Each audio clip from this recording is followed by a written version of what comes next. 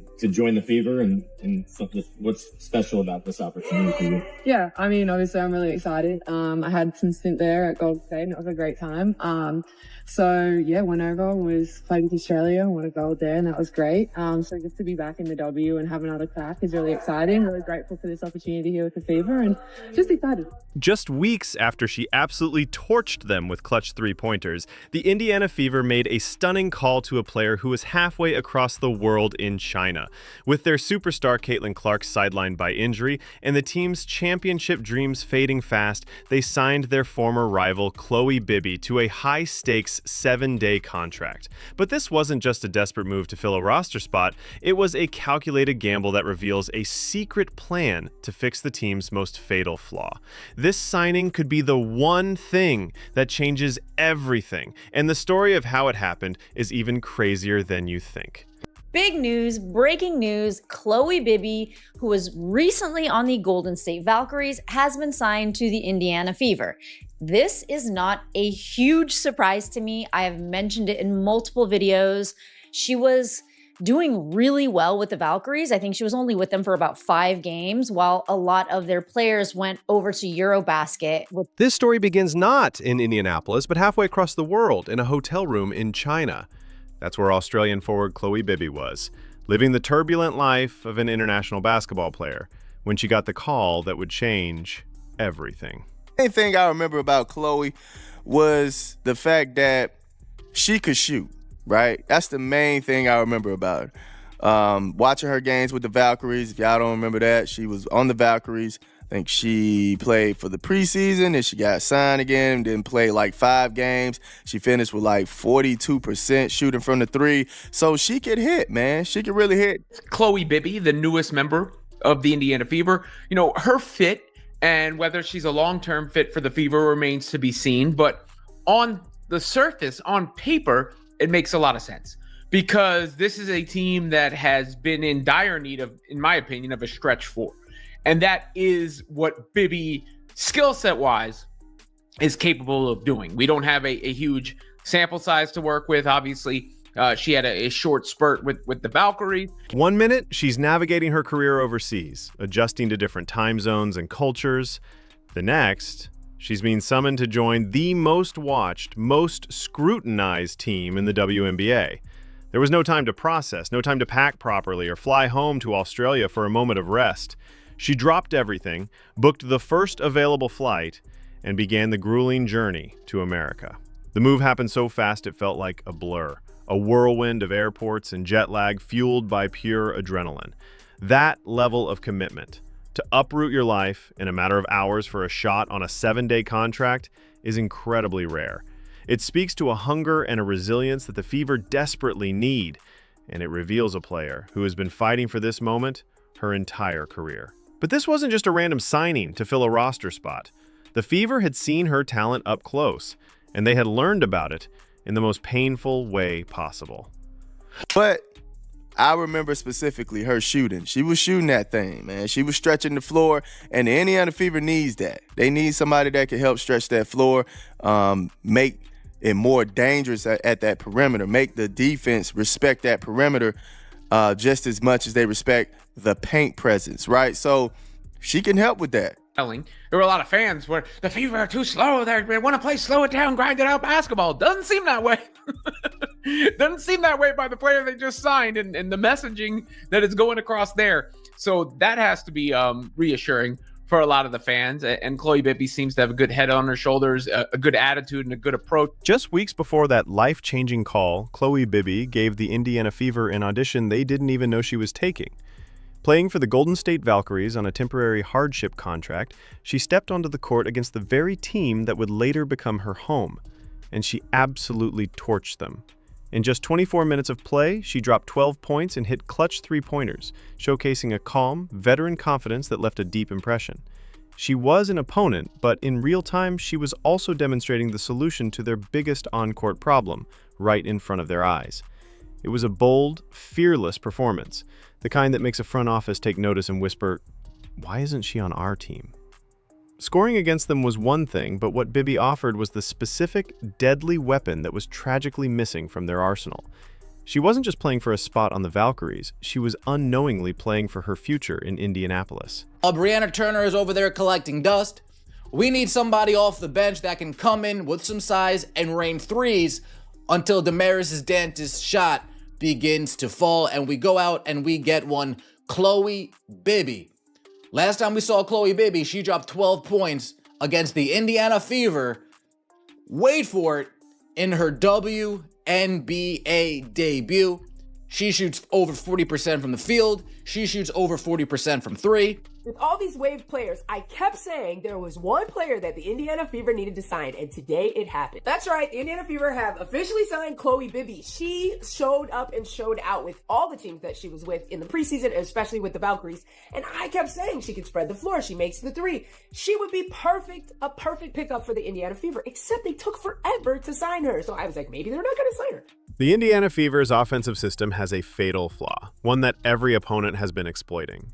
With the phenomenal Aaliyah Boston dominating the paint, defenses can collapse inward, building a wall around the basket and suffocating the offense. They've been in dire need of a true stretch four, a forward who can drain threes from the perimeter and force defenders to stay honest, creating precious space for everyone else. This is where Khloe Bybby becomes the missing piece of the puzzle. During her brief stint with the Valkyries, she shot an incredible 42.1% from three-point range. That isn't just good, it's an elite game-changing statistic. Her ability to consistently hit from deep is the key that could unlock the full potential of both Boston in the post and Clark on the drive, transforming a predictable offense into an unstoppable one. While her WNBA stats are impressive for the limited minutes she played, they only tell a fraction of her story. To truly understand why this signing is such a potential game changer, you have to look at what she was doing when the American spotlight wasn't on her. Where were you when you got the news or got the call that the Fever were picking you up? I was in China. Oh, wow. Yeah. Wow. So how quickly were you, like, just scramble mode then coming over to the States, like pack a bag and go? Well, yeah, I was already in, so I went from San Francisco to China, and so then I didn't really get to go back to Australia. So just from China, I was like, well, I already have some stuff back, so then just come back over here, back to America. So yeah, it was good. It all happened pretty fast, but as I said, super grateful for the. Before her return to the WNBA, Khloe Bybby was quietly building a secret resume as a global force. While many American fans may not have known her name, she was dominating overseas. In Poland's top professional league, playing for Gorzów Wielkopolski, she wasn't just a role player. She was named the league's most valuable player, averaging a staggering 20.9 points and 5.9 rebounds per game. When she competed in the prestigious Euro Cup against Europe's best, her numbers were even more dominant: 22 points, 7.7 rebounds, and 2.2 steals per contest. These aren't just solid numbers, they are superstar-level statistics that prove she can be the focal point of an offense and carry a team on her back. She wasn't just a role player waiting for a call-up, she was a bona fide star, honing her craft on the international stage, ready for the moment the spotlight finally found her. But winning awards overseas is one thing. Fitting into a team with a mega star like Caitlin Clark requires a different kind of ego and mentality. And that's where the timing of this signing gets incredibly complicated. Bag and go. Well, yeah, I was already in, so I went from San Francisco to China, and so then I didn't really get to go back to Australia. So just from China, I was like, well, I already have some stuff back, so then just come back over here, back to America. So yeah, it was good. It all happened pretty fast, but as I said, super grateful for the opportunity. Does it still feel chaotic now that you've been with a team for a day, or do you feel like a little bit settled now? I feel a little bit settled. I have had a lot of sleep, which is great. So I think I've got over the jet lag a little bit. So feeling good. You had the chance to go and play against this Fever team. Yeah. What kind of your impressions then, and how do you feel like you can fit into what they do? Yeah, for sure. Obviously, really physical team, tough, fast-paced, and I like that fast, style. So I think that suits me a lot.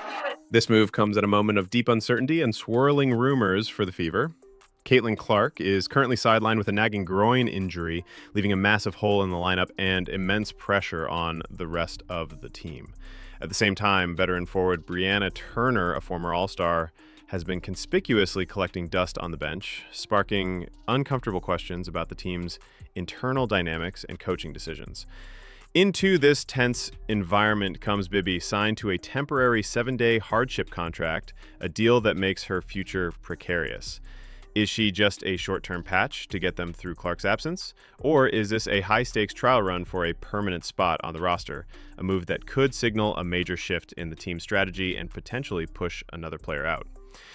The entire situation puts Bibby under a microscope, where every minute she plays will be scrutinized. But Coach Stephanie White isn't leaving her integration to chance. She has a very specific and surprisingly simple plan. I mean, it's a challenge always, anytime you're integrating, but I think at the position that she'll play for us, really being somebody that's in that stretch four, middle of the floor, there's not a lot of nuance to how we'll use her. We'll shorten the playbook a little bit, make it specific to ways that we can continue to stretch the floor when we put her on the floor with AB.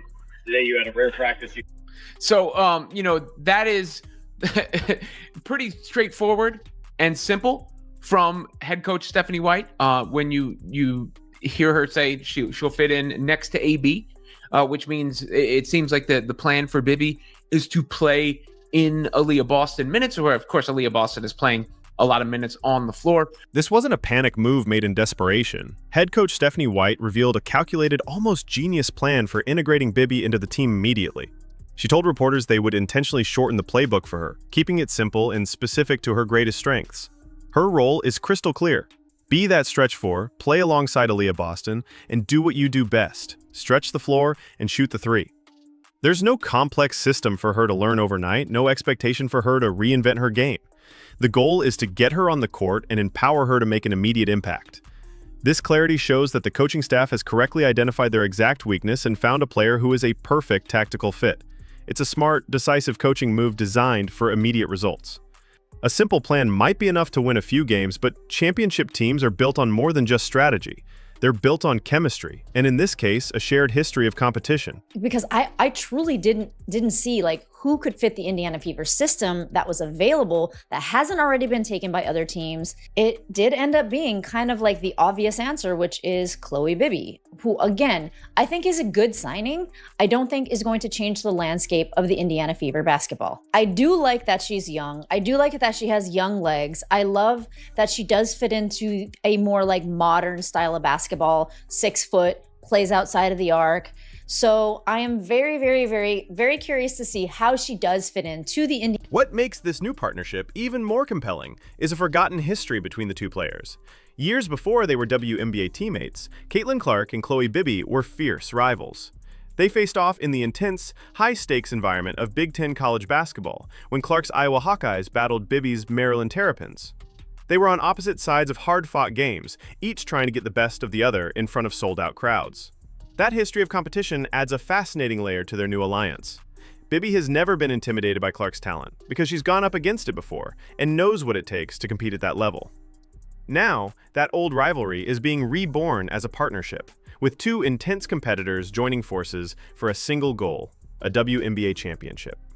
From college rivals to professional teammates, their paths have finally converged at the most critical moment imaginable. A lot of people are already speculating this is because of the Caitlin Clark injury. However, remember, after the All-Star break, they do have some more cap space, so they could sign her to a rest of the year contract. I'm guessing what's happening is, one, when she was cut from the Valkyries after her hardship contract, but had some really good games and showed some really good positive things that any team would want. I'm actually surprised she hasn't gotten picked up. So my guess is that they think they want to sign her for the rest of the year, whether that means Caitlin's out or they just want a 12th person. Using this 7-day contract as a test to see how she does. They've got a couple of games coming up. We know Caitlin's out, at least she was out last night, probably still out for the weekend. We don't know a timeline on her return. Individual stats and college rivalries are one thing, but a championship mentality is something else entirely. It's a quality that can't be taught. It has to be forged in the fires of high-pressure competition, and that is exactly where Khloe Bybby separates herself. For years, she has been a key member of the Australian national team, the Opals, competing on the world's biggest stages with the weight of a nation on her shoulders. She was instrumental in helping Australia win a gold medal at the FIBA Women's Asia Cup and a bronze medal at the FIBA World Cup. This isn't just about playing well, it's about knowing how to win when everything is on the line. She understands the sacrifice, discipline, and unwavering composure required to succeed in do-or-die elimination games. For a young Indiana Fever team still learning how to close out big games, Bibby brings an invaluable dose of championship DNA, a calm, veteran presence that isn't rattled by the big moments. If there's somebody and Stephanie White's looking, Khloe Bybby get in there way before Brianna Turner. I think Turner's still going to be collecting dust. Why we kept her on this team? The optics. Organization can't handle the pushback after releasing Brianna Turner. We got to suck it up. We got to grind it out. We got to let her collect her paycheck and collect that dust. We got to have her keep the bench warm. Dantis's threes aren't hitting. Khloe Bybby, not as tall as Dantis, but if we run a small ball lineup with Natasha Howard at the 5, maybe we do have Khloe Bybby in there. With Michaela Timpson at the 5. Maybe we can do that. Maybe we can have Timpson get some more minutes, giving her the 5. Khloe Bybby in there, Sophie Cunningham in there, Lexi Hull or Kelsey Mitchell in there, with Ari McDonald in there. Bibby's value goes beyond her mentality and her shooting. At 6'2", she possesses a versatile frame that turns her into a tactical, quote, Swiss Army knife for Coach Stephanie White. She isn't just a shooter, she's a flexible chess piece who can be deployed in multiple lineup combinations to create matchup nightmares for opponents. In a traditional lineup, she can play alongside Aaliyah Boston, using her shooting to pull a defender away from the paint. But in a more modern, fast-paced system, she can slide into a, quote, small ball lineup, potentially with Natasha Howard or even Michaela Onyenwere at the 5. This would create a floor spacing nightmare with multiple shooters on the court at once, making the Fever's offense incredibly dynamic and almost impossible to guard. This versatility gives her coach the ability to adapt on the fly, a luxury that is absolutely essential for a deep championship run. In the end, the signing is about so much more than adding one player to a roster. Khloe Bybby represents a potential turning point for the Indiana Fever, a high-risk, high-reward gamble that could define their season. She is the international MVP with a secret resume, the sharpshooter who gave her audition by beating them, and the dedicated professional who flew across the world for a 7-day chance. She brings the exact skill set they need, the veteran experience they lack, and a quiet hunger to prove she belongs on the biggest stage. The Fever have the transcendent superstar in Clark and the powerful foundation in Boston. Now, they may have just found the final, overlooked piece to complete their championship puzzle. But is this the move that finally delivers the title everyone expects of Caitlin Clark? Or is it a last-ditch effort that is simply too little, too late? The entire basketball world is now watching to find out.